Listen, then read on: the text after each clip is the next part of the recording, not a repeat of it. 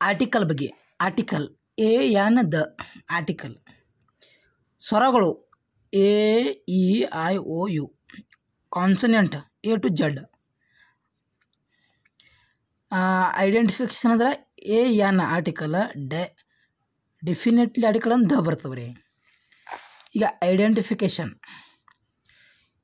A N sound ನೋಡಿ ಬಳಸಬೇಕು. ಯಾವುದೇ ವರ್ಡ್ಸ್ನ ಓವಲ್ ಸ್ವರಗಳು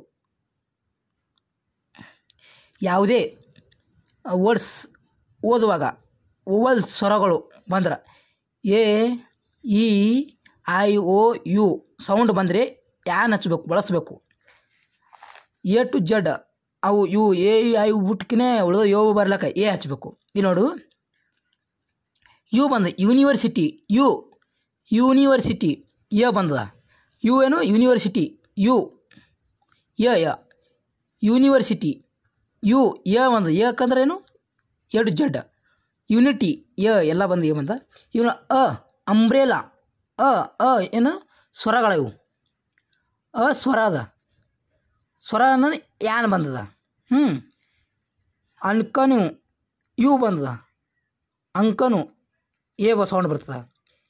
ಎಜುಕೇಷನ್ ಎ ಸೌಂಡ್ ಏನು ಬರ್ತದೆ ಎ ಸ್ವರಗಳು ಬರ್ತದೆ. ಎಂ ಬಿ ಎ ಎಂ ಒತ್ತು ಎಂ ಬಿ ಎ ಎನ್ ಬರ್ತದೆ. ನೋಡು ಯು ಸ್ವರಗಳು